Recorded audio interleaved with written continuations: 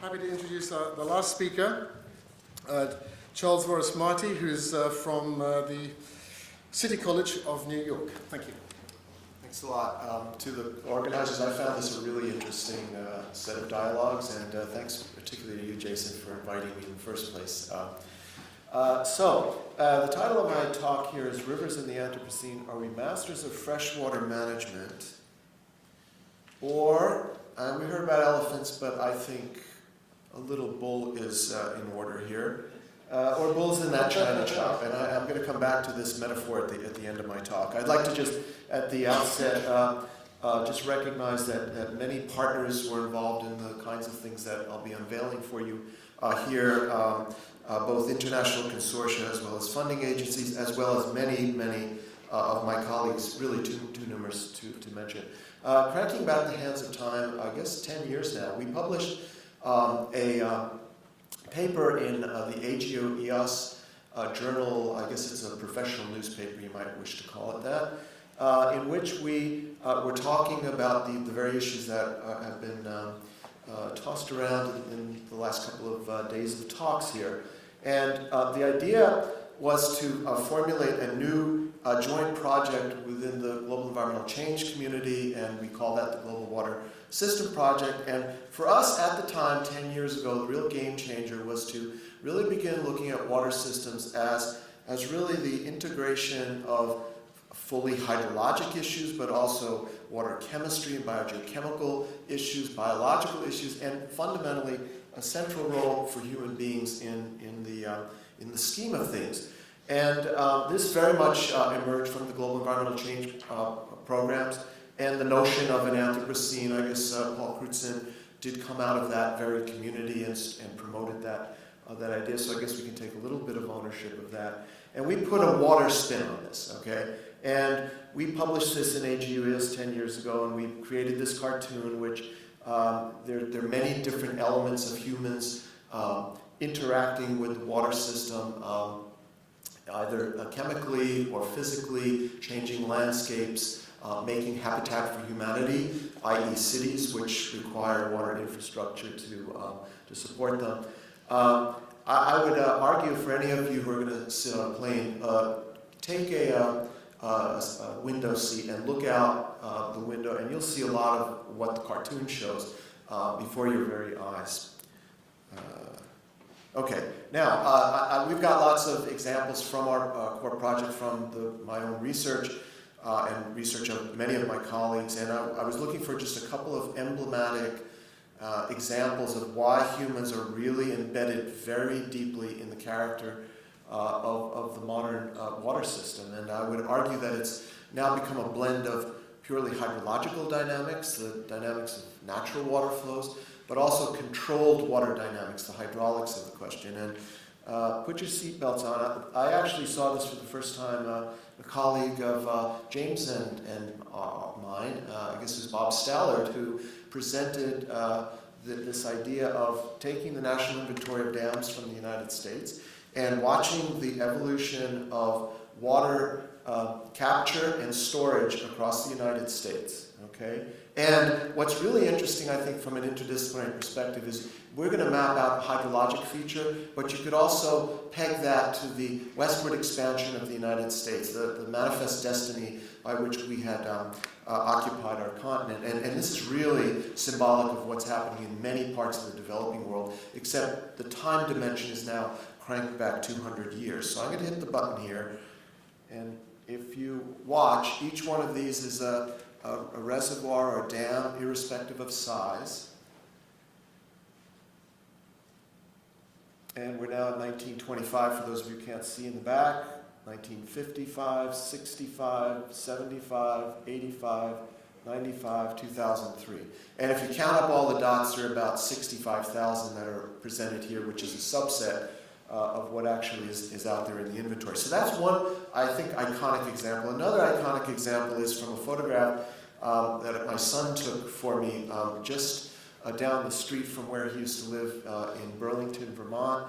And there's a fish, not a fish ladder, but a fish elevator that's sitting there. The fish elevator is necessitated by the fact that one of those dots on the screen is on the Winooski River in Vermont. And what this reminds us is if you're not careful and you want to preserve ecosystem services and you have objectives, for example, of giving appropriate habitat to living species other than humankind, you may have to engineer your way out of the problem. And so because the fish can no longer get upriver because of this particular dam in Winooski, you actually have a time of year when the fish transport truck comes along, and it's positioned, I don't know, I guess this doesn't work, but you can see the truck here. Okay, and the truck pulls up, and the fish have been collecting in this elevator. They come up to the 3rd floor. They're then dumped into the truck, and upstream they go. And this is an example of an impact on the biota. James, I missed your talk, so I don't know if you spoke about the Ebro River. The same kind of stuff is going on with trucks, moving millions of metric tons of sediment downstream that was caught behind a reservoir, these big settling tanks of quiet water, that because of coastal erosion problems, the ecosystem service of coastal landform nourishment by the sedimentary cycle has to be replaced by human beings that then have to truck millions of metric tons to the coastal zone. So I think that's a great example of what happens when you begin tinkering with these river systems. I don't know if I should claim credit for this, but certainly in harmony with rivers of the Anthropocene, we had this major conference of 350 people a few months back called Water in the Anthropocene. We had a so-called Bonn Declaration on Water Security. You can go to our website for the Global Water System Project, and you can find the background material. We had the Water in the Anthropocene video, which you've seen. And we also have, which you may not know about, is a recently published special issue in Current Opinion in Environmental Sustainability. We have 22 papers that discuss many of the issues that have been aired over the last 2 days, expressed as science opinion pieces, informed science opinion pieces. And there are 22 such papers. Okay, just to put things in perspective here, we've heard a lot about the local scale. I'm going to talk about both local and continental and global scale. We live on the blue planet, but I'm a New Yorker, and I like to put things into the perspective of what I've always done all my life since when I was a little kid. As a New Yorker, we related everything to the height of the Empire State Building, okay? And so if all of the water on Earth is represented by the height of the Empire State Building, we can begin to ask questions, well, how much water, for example, is the fresh water on Earth? Well, that's only about 3 or 4 stories. And we could ask, well, how much of accessible groundwater is available to us? Well, that's the height of a human being standing next to the Empire State Building. And for the topic of this particular conference and the workshop to follow, we can ask how much is the standing stock of river water at any moment in time. It's not 5 stories, it's not 2 stories, it's not 1 story, it's a thin penny, and actually it's a half a penny thick. Okay, just to give us a perspective on where river water lies within the whole domain of water. And water is, like politics, a very local phenomenon, okay? And I have had debates with people about whether we should even look at the continental or global scale, because the traditions of our science and our management and our perceptions about water are all really focused on the local scale. And we've heard that many times during in particular today, I've heard the word local about 20 times, if not more. And if you talk about sanitation, you talk about clean drinking water, you talk about floods and environmental hazards associated with water, you talk about engineered water, you talk about water for cities, you talk about water for industry. Often these decisions are really resonant at local or perhaps sub-regional scales, but typically we've developed all sorts of toolkits and ways of thinking about local scale phenomena. But these are all true, and I'm not certainly against looking at local scale water issues. But if we step back from the question and look at the accumulated impact of all the many, I would argue, billions if not trillions of decisions about water over the many, many years. And I take this work from some colleagues of mine, Strayer and Dudgeon, who published an interesting set of these upward sloping curves, which are century scale from 1900 to year 2000, trajectories of important water related human activities. Water withdrawals going up, large dams also going up, maybe tapering off a bit, but World Bank is starting to get back into large dam building, so that's probably going to go back up again. Inland fishing, nitrogen pollution, invasive species, all of the things that we know from the literature at local scales, I should say, have a negative impact or at least convey challenges to our water systems. And I would argue that if we want to do something a little differently in the future, this is the Anthropocene so far. It's these rising trends of stress agents within the global water system. And because there's an inertia that's built because of the policies and the economics of doing this kind of stuff, it will be extremely hard to just simply turn the dial down on this. It's going to take a lot of effort, as we've discovered with the climate change debate, by the way. Okay, so I like to think visually, and I like to think in terms of geospatial patterns. So I was honored to be part of a team that was assembled for the purpose of mapping out the state of affairs with respect to the world's rivers for year 2000, turn of the century. And this is the map that we came up with, and it's intuitive from the standpoint of us trying to map out threats. And the coloration is intuitive. Wherever it's red, there's a lot of threat. Wherever it's green and blue, there's a lot less threat.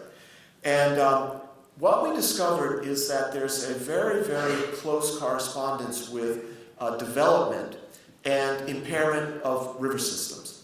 And you see that, therefore, in places like the United States, in places like Europe, where we should know better.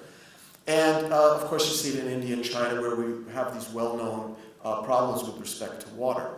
And the little tagline at the bottom is my provocative statement, and we've heard the words integrated water resource management. I think integrated water resource management is great, but I would also say that there's very little evidence in the data to show that it's been adopted broadly. And from that standpoint, it's been a failure. It has not been taken up to the degree it has been necessary to change these patterns. We could certainly debate that. So we have these couple of views of the Earth around the turn of the century. On the left, we have the state of the resource, what is out there in nature from which we draw our sustenance. And on the right is how human beings would view the system after you invest $750 billion per year to convert the problems that we see, the challenges, the pollution, the overuse of water, the invasive species impacts, and convert it to something where when you turn the faucet on, the water is reliable and clean and of high value. And what we discover in all of this is that there's this mentality of impairing the system and then fixing it. Okay, that's the way we've gone about business. And for those of you who know about the environmental Kuznets curve, this is the environmental Kuznets curve for water systems. So we have these incident threats on the top. This is what that curve on the left looked like. We have this purple area which represents the $750 billion of investments. And what's left over is that white curve that has this inverted U shape, which is basically the Kuznets curve for water, indicating that when you're poor, you tend to tolerate higher levels of threat, but you invest and develop, and you begin to find situations which is intolerable, and you begin to invest in remediation. This works very well, in particular for air pollution. We are the first ones to make a statement about this in the water domain, and I wish I had a pointer, but this hump around $2,500 US dollars per capita per year is the turning point. And thereafter, we have really heavy investments in fixing these problems. Okay, but the idea is that we've screwed things up and then we try to fix it. Okay, now in terms of the collateral damage to this, if you look at the bar chart on the right with the imperiled number of species for marine in the middle land and terrestrial, and on the right side freshwater systems. On a per area basis, there are orders of magnitude higher species imperilment and extinction rates than for marine or land-based systems. And the debate about whether we are in the Anthropocene should really be a debate about the paleontological record. That's the way the geologists rename geological epochs. And I would argue that of all the domains on Earth, the freshwater domain is a place where we know that the Anthropocene has arrived in terms of the species loss. Now, why might this be important? One of the things that's afoot now in the United Nations is the development of a series of sustainable development goals.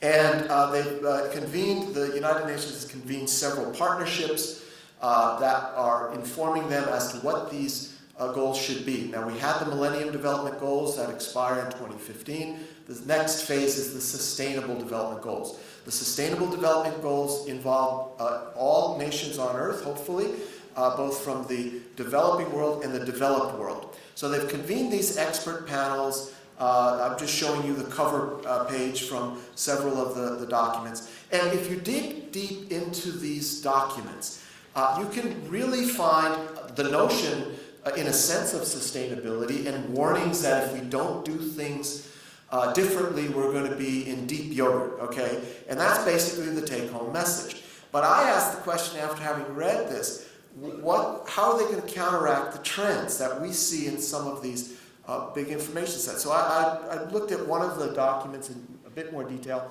This was an expert consultation from June 2013 in Korea, looking at tracking these goals. And what's really fascinating is they actually have a statement, a graphical statement, that the water goal for sustainable development from 2015 to 2030, they showed frustration that the business as usual is too slow. And in fact, what they're trying to do is they're trying to kickstart these attainment of water sustainability goals and make them happen faster. And for the developing world, it means basically clean drinking water and sanitation with a comment, please don't bother us about sustainability until we get to that point. And of course, the developed world makes the counter-argument, if you screw up the basic ecosystems, you're going to be in big trouble. Well, what's really interesting also in all of this is they laid out some of their external risk and they developed scenarios, but there's no mention of the word environment. There's no mention of the word ecosystems, no notion of ecosystem services or biodiversity or long-term sustainability. Just let's get to that goal. And that prompted us, in terms of this curve here, to begin doing a few scenarios. And with this notion that there's a rising middle class and rising levels of wealth, we took this diagram and we said, okay, what if there are going to be more people entering the middle class and who are also going to be wealthier? What does this do given these threats that we see to the water system? And I just did a little sleight of hand. I changed the scale. It's the identical graphic, but it's got a different scale from 0 to 2 now instead of 0 to 1. And with the business as usual, as best we can tell, using statistics on the development of the middle class, we see a much, much higher level of threat that's going to be out there in the real world with much higher cost to remediate those threats. And if you don't add infrastructure or a better way of protecting the environment, you're going to have much higher water security stress and threat with business as usual mentality, the same kind that they're saying needs to be accelerated. Okay, so that's where the middle class is, this arena that everyone wants for development purposes to attain, but it's going to have dramatic impacts on the water sector. Okay, now, in the context of all this, the blueprint for the water sector is encapsulated by the McKinsey report of 2010 that really talks about these hard path technologies. Lots of dams, lots of concrete, lots of pipes, lots of chemicals to fix impaired systems and stabilize water where it's not available, interbasin transfers, things like this. Big, big ticket items. Now, there's an alternative to this. If we thought a little bit out of the box, maybe we would be in a position where we could use as our chess pieces moving across the board both concrete chess pieces and chemical chess pieces and pipes but also green chess pieces. And the idea will be to ultimately work with nature, honor this, and change this picture that we have here, where you've got economic development forcing you to the right, and you've got population growth loading more people into these threat-inducing environments. And instead, could we work with nature to do things a little bit different? So have your economic development, but now with population growth and this imperative for GDP development and growth, maybe some improved management strategies. How can we work with engineers, with ecologists, with human development experts, with the people in the United Nations to come up with a better way of looking at things? I just have a couple more slides, if I might. Okay, but to do that, I think there's a necessary transformation. This is my, I guess, 0th order transformation of trying to link human perspectives to geophysical perspectives. And this is the way I would think as a hydrologist of the world. Okay, and these are some maps that I produced with my colleagues many, many years ago. The Earth hasn't changed so much, and I can tell you that a place like the Amazon is pretty wet. Okay, so as a hydrologist, actually I did my PhD work in the Amazon basin hydrology, and that's a pretty big hotspot for hydrology. There's a lot of flow. About 15% of all continental runoff from into the ocean comes from that one drainage basin. Okay, that's a geophysicist picture.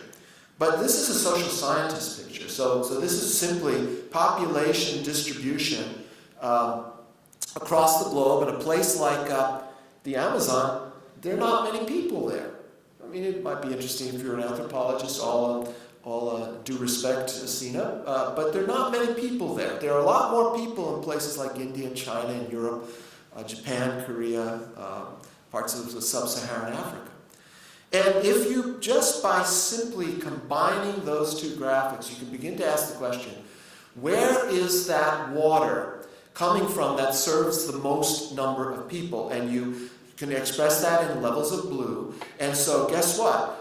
I, as a hydrologist, am shocked that the Amazon is no longer important in terms of serving humankind. It doesn't really serve it directly. There are biodiversity issues and planetary balance issues. But in terms of providing a water resource, where you really have to worry about the condition of that resource is in places like the Himalaya Mountains, throughout Europe, many places in China and Korea and in Japan, where human beings are in close proximity to those water resources that are upstream and serving the downstream populations. And you could come up with all sorts of kooky statistics, like when you do this, that if you divide the Earth into a dry half and a wet half, guess where most of us live?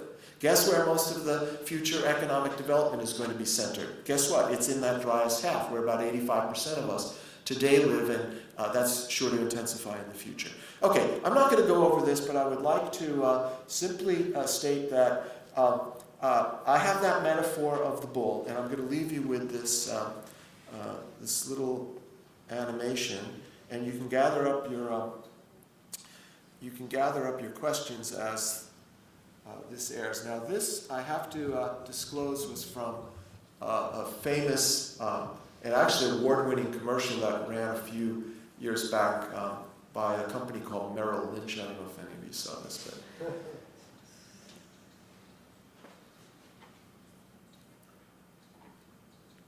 I think you know how this is going to end. He's going to walk out, and you can make your investments with Merrill Lynch, but you could also make your investments in sound water management. So the question is, do we really want to be crashing into all of the expense of China as we have been all along, or can we really look at the period of the Anthropocene is really kind of taking that deep breath and figuring out how we could do things a little bit better. I've unveiled a lot of stuff. I know I've rushed through it. For those of you who are interested, there's some websites where you can consult many of the background documents that went into this talk, and I will end there for you.